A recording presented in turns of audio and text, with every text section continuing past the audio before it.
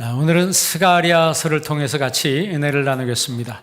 스가랴서에는 한 8가지 환상이 있는데 오늘 4장은 5번째 환상에 대한 말씀입니다. 스가랴 선지자는 하나님이 여호와께서 기억하신다 이런 뜻이에요. 그리고 이 스가랴 선지자는 이름이 구약 성경에 약 30명 정도의 동명이인이 있습니다. 그래서 여러분이 구약 성경 읽으시다가 스가랴란 이름이 나오면 그 스가랴 선지자인가 이제 이렇게 생각하면 안 되고 앞뒤 문맥을 잘 살펴봐야지 압니다. 근데 이 스가랴는 학계 선지자하고 동시대 사람이에요. 그러니까 학계 선지자 우리가 올 초에 하나님 말씀 들을 때 학계 선지자에게 하나님이 산에 올라가서 나무를 가지고 성전을 건축하라 이 명령을 학계 선지자에게 명령하잖아요. 그러니까 스가랴에게도 똑같이 임한 거예요. 그러니까 학계 선지자하고 스가랴 선지자가 같이 성전 건축의 명령을 받아서 이 사명을 이제 이행을 하게 됩니다. 이제 그 당시의 상황은 이스라엘 백성들이 바벨론에서 포로에서 돌아왔어요. 그래서 이제 뜨거운 마음 가지고 이제 성전을 건축하기 위해서 기초공사를 했습니다. 기초공사를 하는데 이제 돌아온 지 2년 만에 이 성전공사를 시작을 했습니다. 근데 기초공사를 하자마자 엄청난 시험이 몰아쳤습니다. 주변에 있는 민족들이 가만히 있지 않았습니다. 들고 일어난 거예요. 들고 일어나서 계속해서 하지 못하도록 방해를 합니다. 투서를 놓고 민원을 놓고 요즘 말로 말하면 민원이죠. 투서를 넣어서 저들이 건축을 하고 성벽을 쌓으면은 페르시아 왕의 말을 듣지 않을 겁니다. 반란을 일으킬지도 모릅니다. 막 이래가면서 투서를 놨더니 그 아닥사스다 왕이 그 말을 듣고 성전 건축을 중단하게 합니다. 그리고 나서 16년 동안 성전 공사가 중단이 돼요. 그러니까 16년 동안 공사가 중단이 되니까 그 사람들 마음속에 이제 안 되는구나. 다 물 건너 갔구나. 이제는 다 끝났는가 보다. 그냥 16년 동안 방치됐으니까. 여러분 이 가다가 저 지방에 가면 짓다가만 건물들이 있죠. 짓다가만 건물들 보면 흉물스럽잖아요. 그런 것처럼 이 이스라엘 백성들의 마음속에 이제는 다 하나님도 마음을 비우셨는가 보다. 이제 이렇게 생각한 거예요. 그런데 우리가 학계 선지자도 학계서를 보고도 알 수 있듯이 하나님이 책망을 하십니다. 너희들은 너희 집은 판벽한 집을 지으면서 왜 하나님 성전은 손 놓고 있느냐. 그러니까 책망 반 격려 반 이래 하면서 이 스가랴 선지자로 하여금 성전을 짓도록 독려하시는 것이 오늘 본문의 말씀이에요. 그러니까 1장부터 8장까지는 성전 건축하라고 하는 말씀이고 9장부터 14장 마지막 장까지는 메시아 재림에 대해서 이야기하고 있는 거예요. 이게 좀 말씀이 독특합니다. 성전 건축과 메시아 재림에 대한 말씀이 같이 나오는 거예요. 이 말씀의 의미는 결론적으로 얘기하면 우리가 교회 생활을 통해서 우리가 고대하고 기대해야 될 것이 뭐냐? 신앙생활하면서 기대하고 고대해야 될 것이 뭐냐? 집 사고 땅 사고 여러분 노후 잘 보내는 게 그게 여러분 미래의 목적이 아니고 마지막 때 우리가 들림받아서 천국 갈 준비를 하라고 하는 거예요. 그게 바로 성경이 우리에게 말씀하는 겁니다. 성경이 그러니까 하나님이 스가랴 선지자에게 너니 이것을 건축해라 이렇게 말씀한 것은 하나님이 이 성전 건축을 크게 여기신다라고 하는 거죠. 진정한 그리스도인이 어떤 사람이 진정한 그리스도인이에요?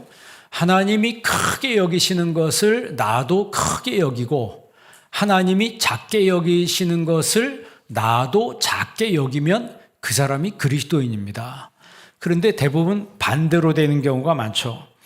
스가랴는 환상을 통해서 환상을 봅니다. 환상을 통해서 내가 많은 방해를 받을 것이다.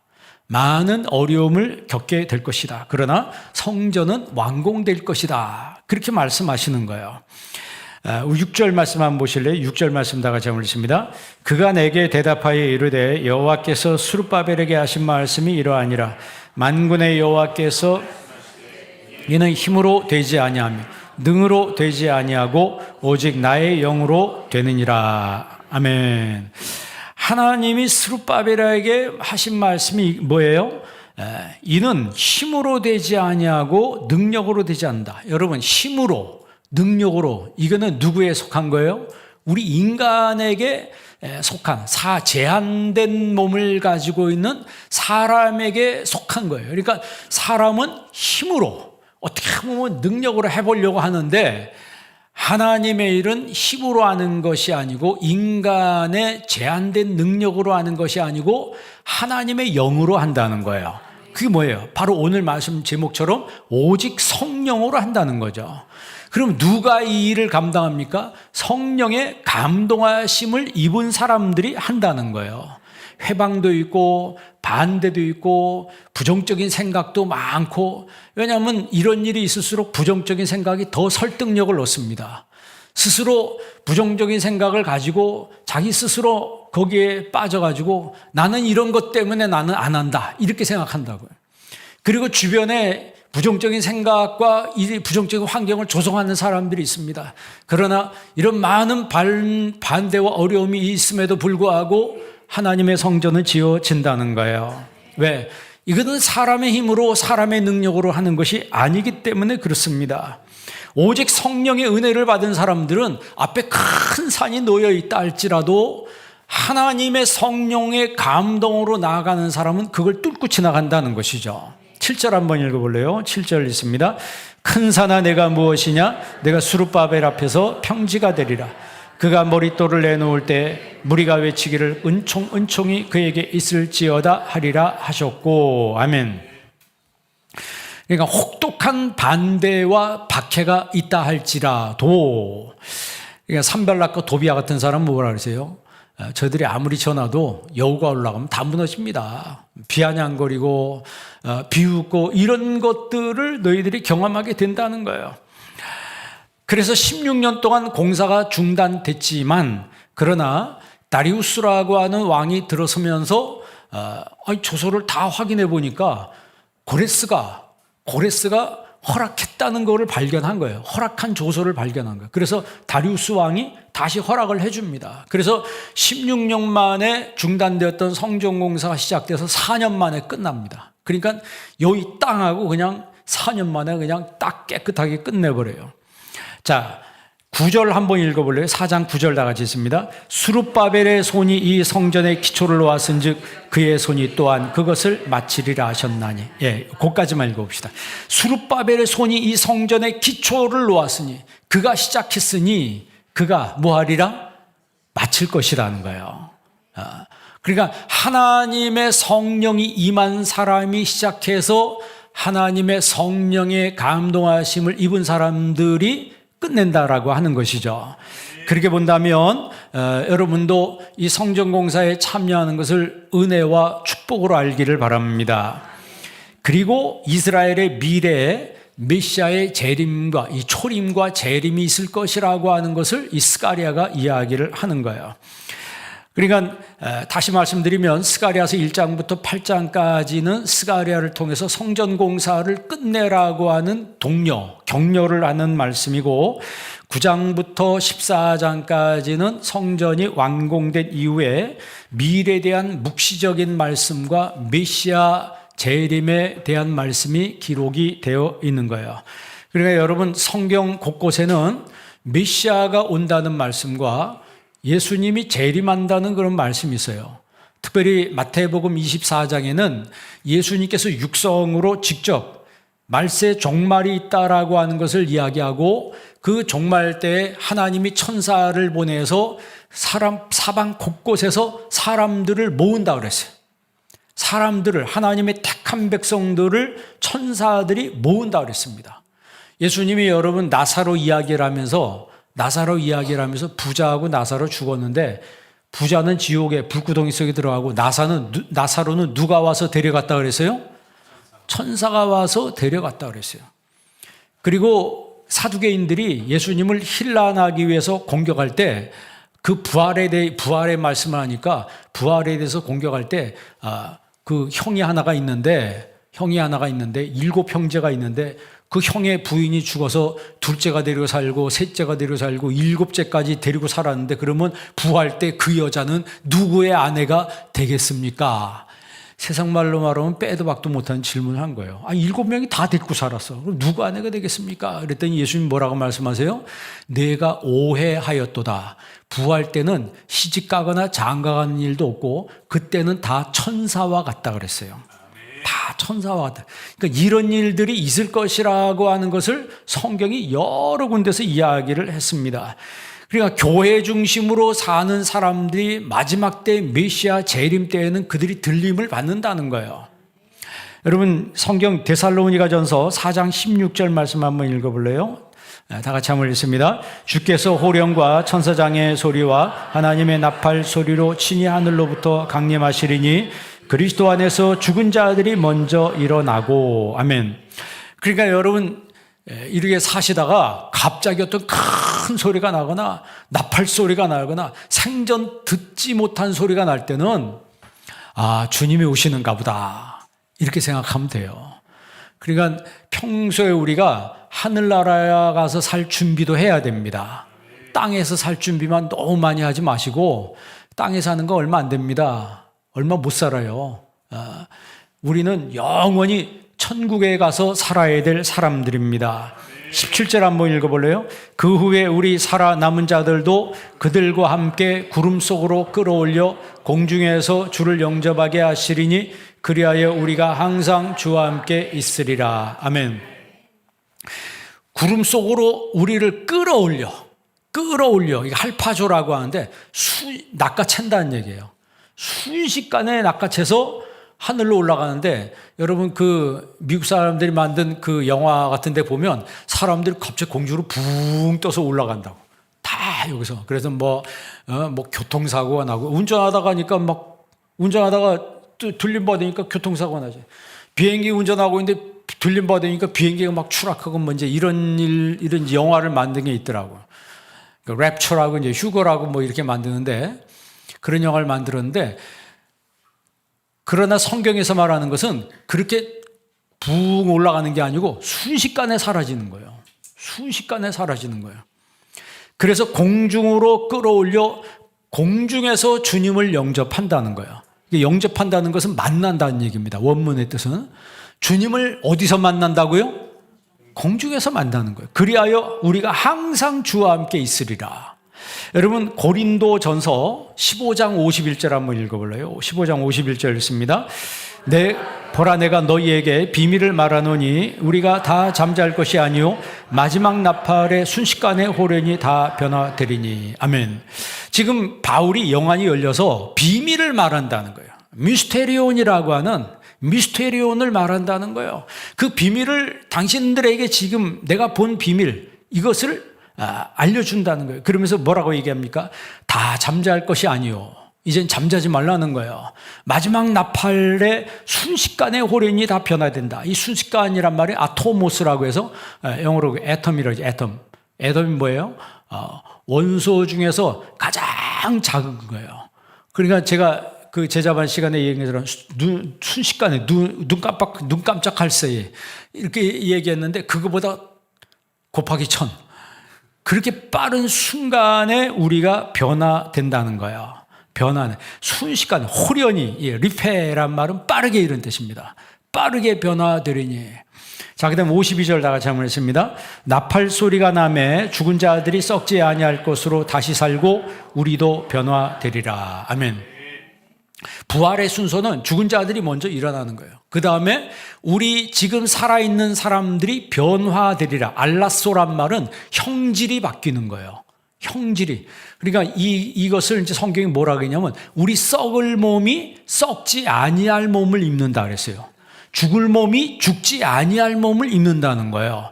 우리가 여러분 살다가 죽어요. 그러면 이 몸이 어떻게 되죠? 여러분 영혼이 몸을 떠나는 순간에 여러분 몸이 왜 안 썩어요? 영혼이 내 안에 있기 때문에 내가 막 움직이고 있기 때문에 이 몸이 안 썩는 거예요. 그러나 영혼이 몸에서 떠나는 순간에 그때부터 몸은 썩기 시작합니다. 하루 이틀 지나면요 사람 몸에도 구더기가 피더라고요. 그거 참 신기하죠. 그 구더기가 어디서 나왔는지, 저는 개가 죽은 것도 보면 며칠 지나면 구더기가 모이고, 사람 시신도 구더기가 껴요. 그래서 시간이 지나면 그 구더기로 인해서 시신이 다 분해가 돼버려요. 하나님이 이 자연을 그렇게 만드신 것 같아요. 그리고 나중에는 해골밖에 남는 게 없어요.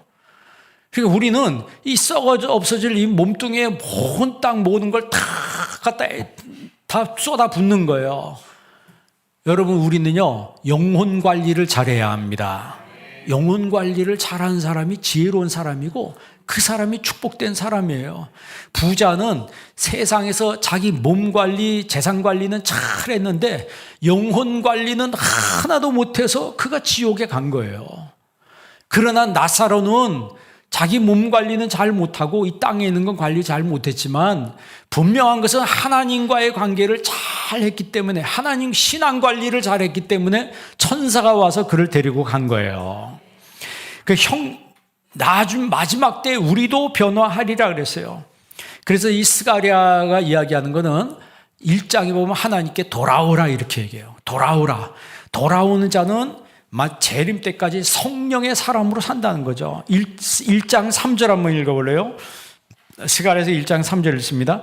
그러므로 너는 무리에게 고하기를 만군의 여호와께서 이처럼 이르시되 너희는 내게로 돌아오라. 만군의 여호와의 말이니라. 그리하면 내가 너희에게로 돌아가리라. 만군의 여호와의 말이니라. 아멘. 너는 내게로 돌아오라. 그러면 나도 너희에게로 돌아가리라. 그러니까 먼저 내가 바꿔야 되는 거예요. 내가 방향을 터내서 하나님이 기뻐하시는 대로, 하나님 뜻하시는 대로 나의 삶을 그쪽으로 향하면 하나님도 나에게로 오시겠다라고 지금 말씀하고 있어요. 그러니까 이 환상 중에 1장에는 붉은 말을 탄 왕에 대한 환상이 나옵니다. 여러분 집에 가서 한번 읽어보세요. 그 붉은 말을 탄 왕은 누구를 의미하냐면 메시아 예수님을 의미하는 거예요. 메시아가 왕으로 오신다는 거죠. 그래서 그가 하나님과 함께, 하나님의 백성들과 함께 하시고 그들을 통해서 이 성전이 재건되기를 원하신다는 거예요. 그럼 지금 여기서 하나님이 지으라고 하는 것은 수룹바벨 성전이죠. 그러면 성전을 짓는 주역은 누구예요? 성전을 짓는 주역은 유다 백성들이라고 하는 거예요. 유다 백성들. 그러니까 지금 현재 이스라엘 사람들, 중동에 막 전쟁이 일어나잖아요. 그 이스라엘이 원하는 시온주의라고 하죠. 시온주의의 완성이 뭐냐? 잃어버린 성전을 새로 짓는 거예요. 그래서 지금 그 사람들은 옛날에 솔로몬 성전 잊어버렸잖아요. 제2성전 파괴됐잖아요. 그리고 제3성전을 짓기 원하는데 제3성전 자리에, 제3성전을 지을 자리에 뭐가 있어요? 그 황금돔이 있어요. 그 사진이나 여러분 형제순례 이스라엘 가보신 분들은 뉴스에도 많이 나왔잖아요. 황금돔이 이렇게 된 거지. 그게 이스라엘 성전이 아니고 무슬림 성전이에요. 회교도 성전입니다. 그 자리가 아브라함이 이삭을 바친 자리라고 그랬어요. 모리아산이. 그 옆에 뭐가 있냐면 통곡의 벽이 있어요. 통곡의 벽. 그러니까 이스라엘 백성들은 지금도 통곡의 벽에서 통곡하면서 하나님의 그 성전이 지어지기를 간절히 원하는 거예요. 그 여러분 네타냐후라고 하는 사람이 이스라엘의 그 수상이 돼가지고 극보수주의죠. 극보수 정책을 써가지고 모든 법안을 이제 자기들 어떻게 보면 그 유대 원리주의라고 말할까요? 유대 근본주의 그쪽으로 가는 거예요. 왜냐하면 모든 법안을 강제적으로 해가지고 결국 그러니까 황금돔을 허물고 거기다가 과거에 찬란한 솔로몬 성전을 제3성전을 짓겠다고 하는 거예요. 그러면 그 돔을 허무는 순간에 무슨 일이 벌어질 것 같아요? 그 돔을 허무는 순간엔 진짜 계시록에 말한 그야말로 아마겟돈 전쟁이 시작되는 거예요. 그리고 그것을 추진을 하는 거예요. 이제는 더 이상 우리가 통곡의 벽에서 계속 울고만 있지 않겠다. 이제는 뭔가 하겠다라고 하는 거죠. 그런 사인을 보내는 거예요. 그러면 지금 이슬람 사람들이 가만히 있겠습니까? 전쟁이 나는 거죠. 여러분, 우리가 하나님을 믿지만 이 전 세계에 이 이슬람 사람들이 몇 명이냐면 17억입니다. 17억 5천인가 이슬람 사람들이 무지무지하게 많아요. 그 사람들은 종교는 오직 하나예요. 다른 종교를 가지면 안 됩니다. 법상. 그리고 종교를 개종을 하면 대부분 나라에 죽여도 된다라고 하는 그게 법이 있어요. 그러니까 개종을 못하게 돼 있습니다. 그러나 다른 나라 사람이 무슬림으로 개종하는 건 다 웰컴 받아들인다는 거죠. 그래서 여러분 우리나라에도 난민들이 들어와 있잖아요. 전 세계 난민은 다 대부분 어디 사람들이에요? 전 세계 난민은 다 무슬림, 거의 다 99%가 무슬림들입니다. 그러면 이 난민의 문제를 어떻게 해야 되냐? 그 예시가 유럽에서 벌써 나와 있어요. 유럽에 난민들이 들어가잖아요. 뭐 영국이니 프랑스, 이 난민들이 들어가가지고 사회적 문제가 계속 일어납니다. 거기서 이 난민 중에서 자란 아이가 커가지고 막 여러분 차를 몰고 막 들어가가지고 수십 명을 사망하게 하고 막 총으로 막 난살하고 막 이런 일들이 유럽에서 벌어져요. 그래서 헝가리에서는 법을 통과시키길 이 무슬림 난민, 이슬람 난민 한 명 받으면 그 1년 징역 처하도록 법을 바꿔버렸어요. 폴란드도 받지 않도록 법을 바꿔버렸어요. 우리나라에도 무슬림들이 이슬람 사람들이 한 30만 명 넘게 산다고 그래요. 그 난민들이 이제 계속 올 수도 있습니다. 그러면 난민들이 계속 오는데 여러분 이스라엘 사람들은 시온주의 완성이 뭐냐면 거기다가 제3성전을 짓는 거예요. 그러면 무슬림들의 마지막 소원이 뭘까요? 이슬람의 그 마지막 목표는 온 세계 사람들을 무슬림화하는 거예요. 그러니까 여기 있는 여러분도 다 무슬림화하는 게 그 사람들의 목표입니다. 그래서 뭐 제가 몇 년 전에도 얘기했지만 그 한국을 30년, 25년인가 30년 내에 한국을 무슬림화한다는 그런 프로젝트가 세워졌다고 그래요. 그러니까 그것은 뭐냐면 전 세계 모든 사람을 다 무슬림화하는 것이 알라의 뜻이다. 그것을 실천하는 게 지하드입니다. 우리는 지하드 하면 무슨 테러 조직으로만 생각하는데 그게 아니고 사회적으로, 학계적으로, 경제적으로, 정치적으로 모든 걸 총동원해서 이슬람 사회를 만드는 운동이 지하드입니다. 그것을 위해서 난민들이 여러분 막 생기잖아요. 그러면 그게 그냥 생기는 겁니까? 근데 그 난민들은 꼭 어디로만 가요? 유럽으로 가잖아요. 근데 왜 유럽으로만 갈까요? 거기 사우디아라비아 잘 사는데 같은 무슬림이잖아요. UAE, 아랍에미리트 잘 살잖아요. 그럼 그 사람들이 받아줘야 되잖아요.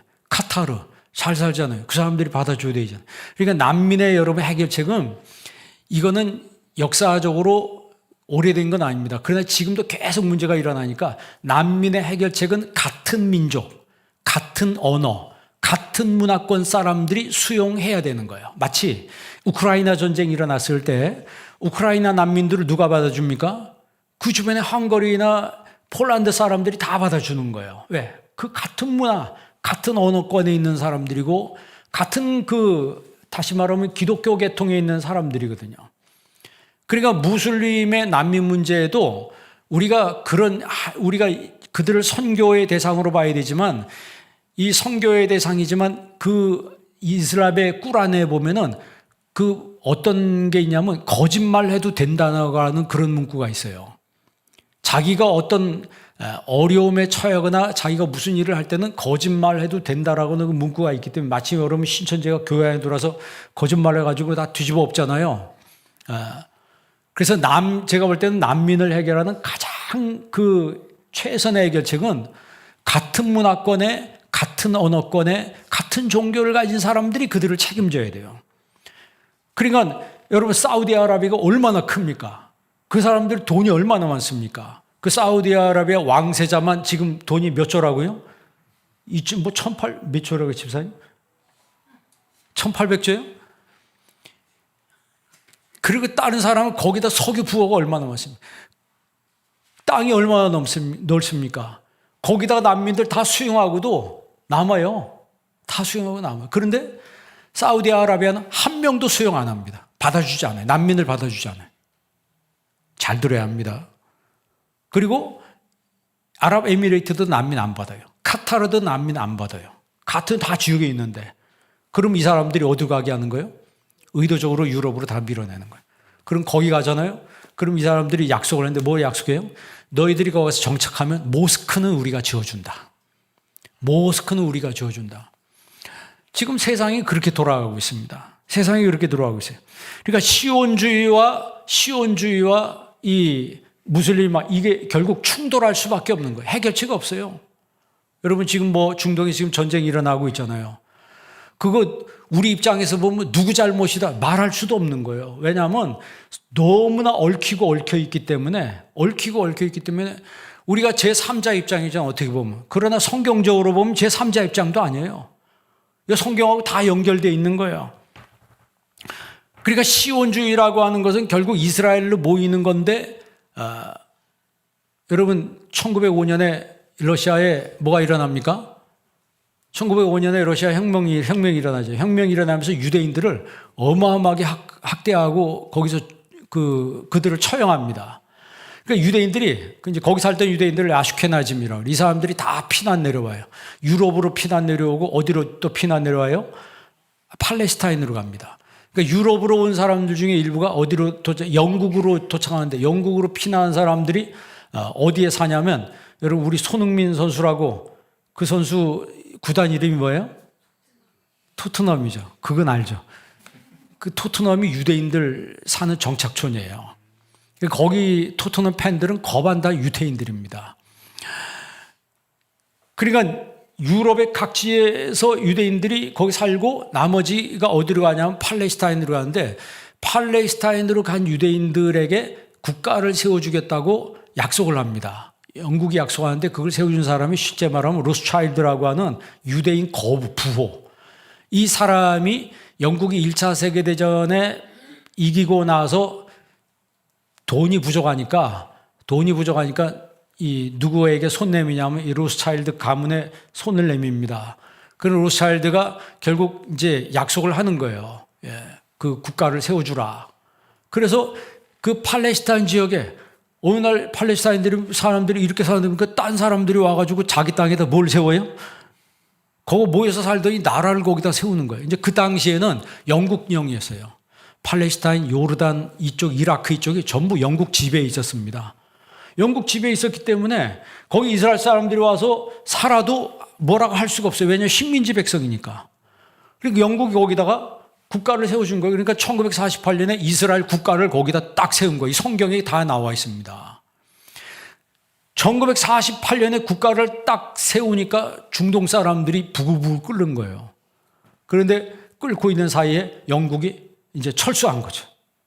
근데 이제 더 이상 식민지 아니고 당신 알아서 잘 살아가고 본국으로 가니까 그때 이제 전쟁이 일어난 거예요. 우리 땅에 와서 사는 저것들을 쫓아내야 된다. 그래서 1차 중동전쟁이 일어나고 2차 전쟁이 일어나고 3차, 4차까지 일어나는데 이스라엘이 다 이겨요.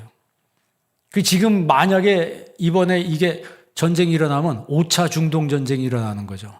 이게 얼마나 심각하게 될지 우리는 잘 모르는 거예요. 분명한 것은 성경의 이 스가랴서를 통해서 이스라엘을 통해서 하나님이 수룹바벨 성전을 짓게 하신다는 거예요. 그리고 그 순금등대와 감람나무 한 상을 보여주시는데, 이 4장 2절 한번 읽어볼래요? 스가랴 4장 2절 다 같이 한번 읽습니다. 그가 내게 묻되 내가 무엇을 보느냐? 내가 대답하되 내가 보니 순금등대가 있는데 그 꼭대기에 주발 같은 것이 있고 또 그 등대에 7등잔이 있으며 그 등대 꼭대기에 7관이 있고, 내가 무엇을 보느냐 하니까 순금등대가 이게 메노라죠. 메노라. 이 촛불처럼 이렇게 7개 나와 있는 촛불 있잖아요. 그리고 12절에 보면 두 감람나무란 얘기가 나와요. 그러니까 두 감람나무와 순금등대 환상을 스가랴가 보는 거예요. 그러면 여러분, 두 감람나무는 뭐냐? 신학자들이 두 감람나무를 모세와 예수님이라 이렇게 말하는 사람이 있습니다. 그러니까 모세는 율법의 대표고, 그리고 예수님은 복음의 대표입니다.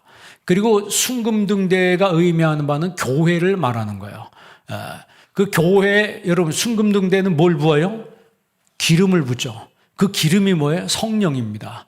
그리고 등대를 밝히는 거예요. 그러니까 예수님이 뭐라고 말씀하세요? 너는 세상의 무엇이라? 세상의 빛이라 이렇게 말씀하시는 거죠. 그러니까 교회가 감당해야 될 사명이 뭐예요? 세상의 빛이 되는 거예요.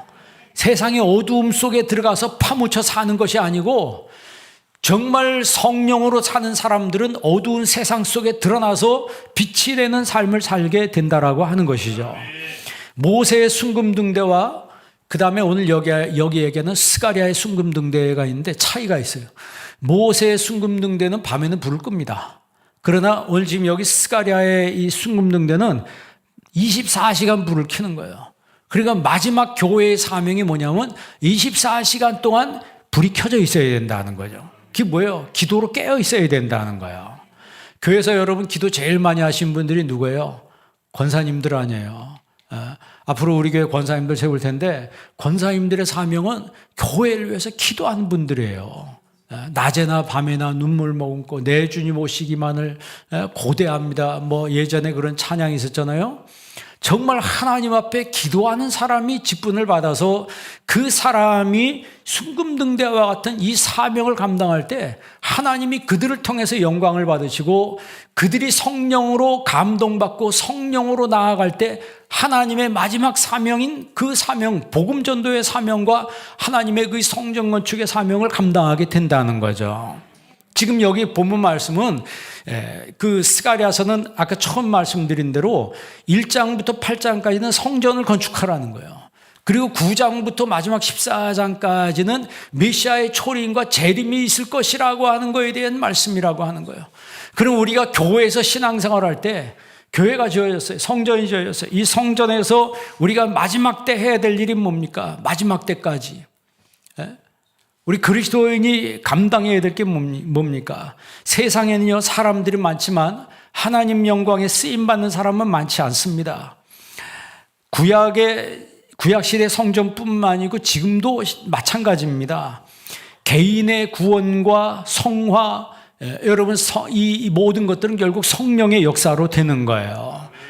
여러분, 교회가 세워지고 그 하나님의 성전을 통해서 복음 사역이 세계 선교 사명 감당하는 것은 아무나 하는 게 아닙니다. 성령의 감동하심을 입은 사람들이 하는 거예요. 그런데 여러분 중에 혹시 또 하나, 제가 이렇게 얘기하다 보니까 어떤 분이 그런 얘기한다는 분도 있어요. 이 인터넷에도 보니까 성전이란 말을 쓰면 안 된다는 거예요. 그건 구약에 있는 거고 이제는 예배당이 우리가 교회를 짓는 건 성전 건축이라고 하면 안 되고 예배당 건축이라고 이렇게 말해야 된다. 뭐 이제 그렇게 얘기하시는 분도 있더라고요. 근데 그분들은 성경을 끝까지 다 안 읽어서 그래요. 성경을 계시록까지 끝까지 읽어보면 그런 얘기를 못 합니다. 왜냐하면 지금 여러분 계시록에도 보면요. 한번 읽어보실래요? 7장 15절 한번 읽어보세요. 요한계시록 7장 15절에 보면은 다 같이 있습니다. 그러므로 그들이 하나님의 보좌 앞에 있고 또 그의 성전에서 밤낮 하나님을 섬기매 보좌에 앉으신 이가 그들 위에 장막을 치시리니. 계시록에 성전 얘기를 하잖아요. 지금 계시록에 교회란 얘기를 안 하고 성전이란 얘기를 해요. 지금 읽은 7장 15절에 보면 그들의 하나님이 보좌 위에 있고 또 그의 성전에서 밤낮 하나님을 섬기매. 그러니까 이건 장소 개념이죠. 그죠? 그러니까 뭐 성전이란 말을 쓰면 안 된다. 그건 구약 개념이다. 근데 구약 개념인데 왜 계시록에 나와 있을까요?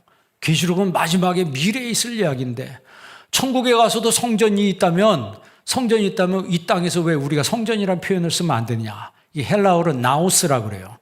나우스라고 말하는데 이제 그렇게 이야기하는 분들이 우리 몸이 하나님의 성전이다. 우리 몸이 하나님 성전이고 우리가 성전이지 여기는 이거는 성전이 아니다. 뭐 예배당이다 이렇게만 얘기하는데 그것도 맞지만 성전이란 말 쓰는 게 틀린 게 아닙니다. 왜? 계시록에 나와 있잖아요. 그러니까 고린도서에 있는 우리 몸이 하나님의 성전이란 말도 나우스예요. 지금 여기 요한계시록에 써 있는 것도 나우스입니다. 요한계시록 14장 17절 한번 읽어볼래요? 요한계시록 14장 17절 다 같이 한번 읽습니다. 또 다른 천사가 하늘에 있는 성전에서 나오는데 역시 예리한 낫을 가졌더라. 아멘. 하늘에 있는 어디서 나온다고요? 예배당이라고 하지 않고 성전에서 나온다고 그랬어요. 성경의 마지막 책에서 성전이라고 했으면 성전이라고 해야 되는 거예요. 요한계시록 3장 12절 다 같이 한번 읽습니다. 이기는 자는 내 하나님 성전과 성전의 기둥이 되게 하리니 그가 결코 다시 나가지 아니하리라.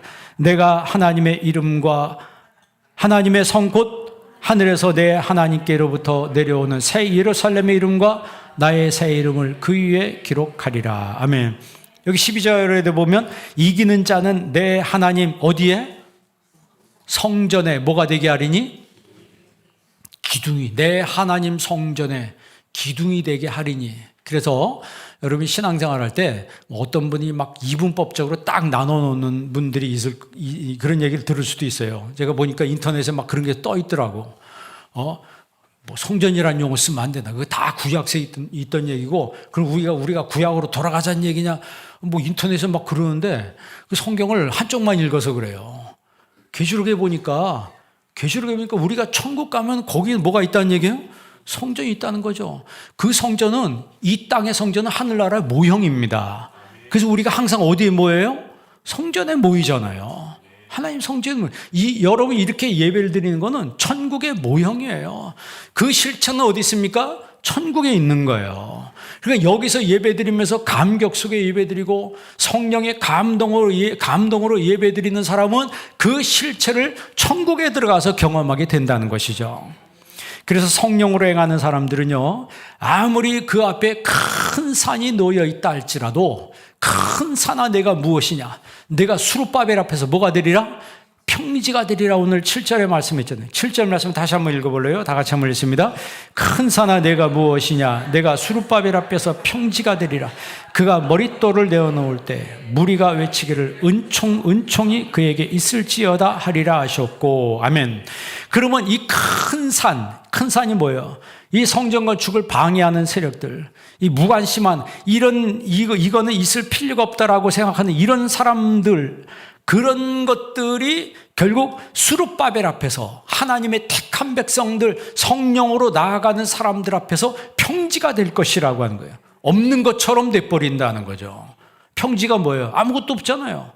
그런 방해 세력도 하나님의 성령으로 나아가는 사람 앞에서는 없는 것처럼 돼버린다. 그렇기 때문에 이렇게 되는 것이 하나님의 은혜라는 거예요. 이 은총이란 말은 해인이라고 하는데, 은혜란 뜻입니다. 해인이라고 하는데, 여러분, 우리가 그 창세기에 보면 노아는 여호와께 은혜를 입었더라 그랬죠. 노아는 여호와께 은혜를 입었더라. 홍해 아니죠. 이 세상 물로 다 심판을 받는데 노아는 여호와께 은혜를 입었더라. 그 은혜가 히브리 말로 해인입니다. 해인. 지금 오늘 4장 7절에 있는 이 말씀도, 은총이란 말씀도 해인이라고 하는 거예요. 하나님의 은혜라고 하는 거예요. 번역을 이제 은총이라고 한 것뿐이지 원문 성경은 단어가 똑같습니다. 그러니까 하나님의 은혜를 입은 사람들은 어떤 방해가 오든지 바닷물이 뛰놀아가지고 창수가 나고 하늘에 홍수가 나서 땅을 뒤덮인다 할지라도 하나님의 은혜 속에 있는 사람들은 하나님 붙들어 주신다는 거죠. 그리고 하나님이 룻이 보아스에게 은혜를 입잖아요. 그랬을 때 룻이 뭐라고 얘기해요? 나는 이방 여인이오늘 당신이 어찌 나에게 은혜를 베푸시며 나를 돌아보시나이까? 당신이 내가 이방 여자인데 어찌 나에게 은혜를 베푸시며, 그게 해인이에요. 그러니까 그 여인은 사실 그 이스라엘 땅에 오면은 사람들한테 조속거리가 되고 멸시거리가 될 수밖에 없는 여인인데, 그렇게 취급받을 수밖에 없는 여인이 가장 높고 가장 유력한 자인, 요즘 말로 말하면 거부고 정치적으로 굉장히 신분이 높은 최고봉에 있는 보아스라고 하는 사람 만나서 결혼을 했다는 거죠. 그러니까 그의 삶이 모압 여자 아니에요. 룻이 모압 땅에 있었으면 그냥 천박하게 살고 그냥 거기서 끝날 터인데, 시어머니 나오미를 따라서 믿음으로 끝까지 따라왔더니 하나님이 누굴 준비하시더라? 보아스를 준비하시더라. 이게 하나님의 은혜라고 하는 거죠. 그러니까 여러분 힘든 일이 있어도, 삶 속에 어려운 일이 있어도 어려운 일에 매몰되거나 파묻히지 마시고 끝까지 하나님의 은혜를 사모하시기를 바랍니다. 그러니까 오직 성령으로 끝까지 나아가는 사람에게는 아무리 힘든 일이 있고 어려운 일이 있다 할지라도 뭐 질병 때문에, 사람 때문에, 물질 때문에, 환경 때문에 내가 어렵다 할지라도 그 어려움이 성령으로 나아가는 사람에게는 나중에 다 벗어진다는 거예요. 그래서 결론적으로 얘기하면 성령으로 나아가는 사람들에게는 세상이 산같이 버티고 있다 할지라도 그 산들이 평지가 돼버린다는 거예요. 큰 문제라고 생각하는데 나중에 보니까 하나도 문제가 아니네. 내가 병이 있다고 생각했는데 나중에 보니까 병이 없어져 버리네. 평지가 돼버린다는 거죠. 그리고 마침내는 이 성전공사가 완공이 된다는 거예요. 완공이 돼서 하나님께 영광을 돌리게 될 것이다. 우리 교회도 그렇게 될 줄 믿습니다. 그래서 이 성전 건축은 하나님을 뭐하게 하는 것이며 기쁘시게 하는 것이며, 둘째는 하나님께 영광을 돌리는 것이다. 다시 우리 반복합시다. 성전 건축은 학계서에 있는 말씀이에요. 하나님이 말씀하신 거예요. 직접 내 얘기가 아닙니다. 이것은 하나님을 뭐하게 하는 것이며 기쁘시게 하는 것이며, 둘째는 하나님께 뭘 돌리는 것이다? 영광을 돌리는 것이다. 여러분, 하나님을 기쁘시게 하는 일에 참여하시길 바랍니다. 그리고 하나님께 영광 돌리는 일에 내가 참여할 수 있다면 그 사람은 성령의 사람이라고 하는 것이죠. 여러분, 근데 왜 자꾸 스룹바벨 얘기를 여기서 꺼낼까요? 스룹바벨, 계속해서 스룹바벨 얘기를 해요. 스룹바벨이 누구냐면 여호야긴 왕의 손자입니다. 그 왕손이에요. 왕손이라고. 여호야긴의 손자예요. 그러면 여호야긴의 아들이 누구냐면 스알디엘이에요. 스알디엘의 아들이 스룹바벨입니다. 그리고 그 스룹바벨의 10대 손, 스룹바벨에서 10대 손 내려가면 그 10대 손이 누구냐 하면 요셉입니다. 그 요셉이 누굴 낳아요? 예수님을 낳는 거예요. 그러면 예수님은 누구의 자손이에요? 스룹바벨의 자손이에요. 이게 쭉 역사적으로 족보가 연결되는 거예요. 그러니까 성경에는 하나하나 따로 떨어진 것이 없이 다 연결되는 것이라고 하는 거죠. 그래서 우리가 순금등대 예언, 마지막으로 순금등대 예언은 뭐예요? 성령으로 사는 사람들에게 순금등대 예언은 성전의 이 재건과 메시아의 그 강림에 대해서 이야기하는데, 순금등대는 그 촛대가 거기 있잖아요. 촛대가 있잖아요. 신약시대 교회를 상징하는 거죠. 교회를 상징하는 거예요. 그리고 그 등대 안에 기름이 있습니다. 그 기름은 성령을 상징하는 거예요. 그 기름이 있어야지 불을 밝힐 수가 있는 거예요. 기름이 있어야지 불을 밝히는 거예요. 그 기름이 성령이죠. 성령이 내 안에 있을 때 내 영혼이 환해지는 거예요. 내 영혼이 환해지고 너는 세상의 빛이라 그랬습니다. 세상을 비치는 삶을 살게 된다라고 하는 것이죠. 예수님이 말씀했어요. 요한복음에 나는 세상의 빛이라. 그리고 말씀하시고 너희들도 세상의 빛이라 그랬어요. 등불을 켜서 말 아래 두지 아니하고 등경 위에 두나니 그랬습니다. 순금등대의 사명은, 교회의 사명은 복음을 전하는 겁니다. 이 마지막 때 우리 교회가 세워진 목적이 뭐예요? 복음을 전하는 겁니다. 영혼 구원하기 위해서 우리가 이 자리에 모여서 하나님을 예배하고 그 사명을 감당해야 될 그 어떻게 보면 타스크가 저와 여러분에게 있다라고 하는 것이죠. 여러분, 복음의 빛을 비추는 사람, 순금등대의 사명을 감당하는 사람, 누가 그렇게 할 수 있습니까? 성령의 감동으로 사는 사람이 그렇게 할 수 있는 거예요. 오직 성령으로 사는 사람이 그렇게 할 수 있습니다. 오늘 스가랴에게 하나님이 사명을 부여하십니다. 똑같이 저와 여러분에게도 하나님이 사명을 부여하십니다. 그런데 이 사명을 누가 감당합니까? 성령으로 사는 사람이 감당하는 거예요. 여기 예배드리는 여러분들 한 분 한 분에게 성령으로 함께하는, 성령의 감동하심 있는 삶이 되길 주의 이름으로 축원합니다. 기도하겠습니다. 하나님 아버지, 이 시간 저희들에게 하나님 말씀 주심을 감사합니다. 교회의 승리, 교회의 목적, 교회의 사명을 감당하는 것은 오직 성령으로만 할 수 있다는 사실을 저희들이 믿습니다.